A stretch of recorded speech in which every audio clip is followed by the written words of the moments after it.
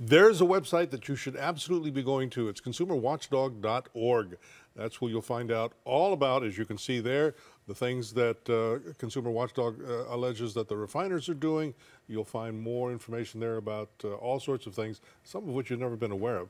Consumerwatchdog.org, consumerwatchdog.org. You can also find a link to that at our site, which is myfoxla.com. And if you have already downloaded our Fox 11 News app, you'll find all the links there. Now, we were talking about a statement that Western States Petroleum made. Here we go.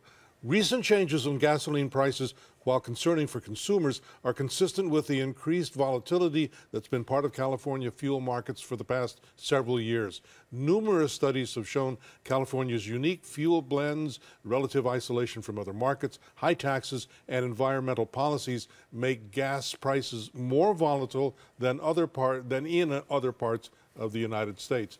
And the Consumer Watchdog Group has made numerous unfounded and inaccurate allegations about fuel markets this year. The oil industry on the West Coast has been investigated dozens of times. There's a typo there. That's from Western States, by the way. Dozens of times by agencies and individuals with far more knowledge of fuel markets than Consumer Watchdog.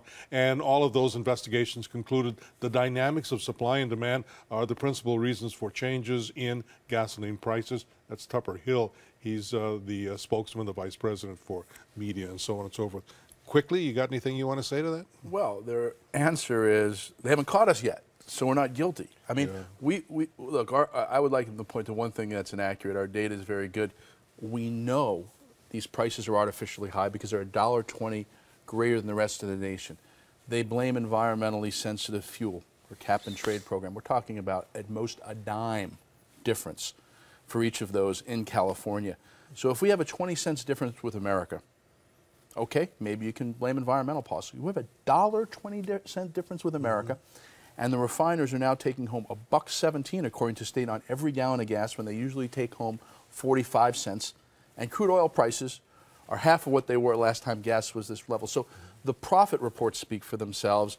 These guys are making a lot of money. The first quarter profit reports, the CEOs of all these companies were extolling the virtues of California's low inventories and refinery maintenance and refinery outages that they have control over. And I think second quarter profit reports will show the same. So this is about big money. And I'm just hopeful now that we are in this, this fight in the legislature with the oil companies, that the governor, and I know the Senate leader, Kevin De Leon, has been very good on this issue. They've had some oversight hearings.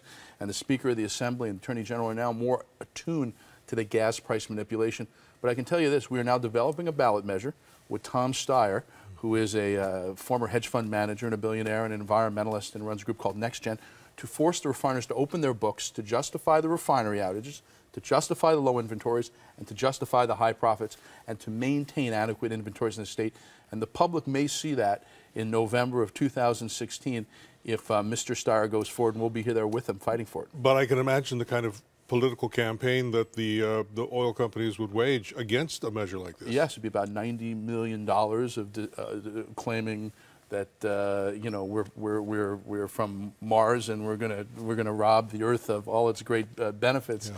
But this time, if we do go forward, we do have, fortunately, in Tom Steyer, a guy who can keep pace with the funding that the other side puts in. As you know, we're usually in these titanic battles with the insurance industry. Literally, the insurance industry spent $100 million against two consumer initiatives last time. We had a low turnout and didn't succeed. This time, if this battle goes forward, I have no doubt that Mr. Steyer will be able to keep pace with the industry. And just quickly, because we only have less than a minute left, are you going to go back again on the health insurance issue? Look, we are right now looking at rates.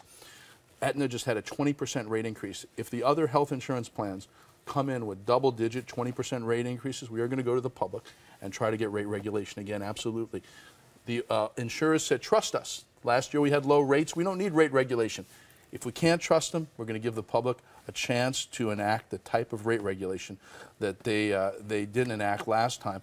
The regulator over Aetna said this is price gouging, but you can't stop the rate hike. So yeah, we will do it again if we have the opportunity and we have the information that shows it's needed. We got to go. Thank you, Jamie Court, for being with us. Jamie Court from consumerwatchdog.org. Take a look at the website. continue your good work. We appreciate it. We appreciate it all. Thank you so much. And thanks to all of you. We appreciate you being with us. We'll see you next week.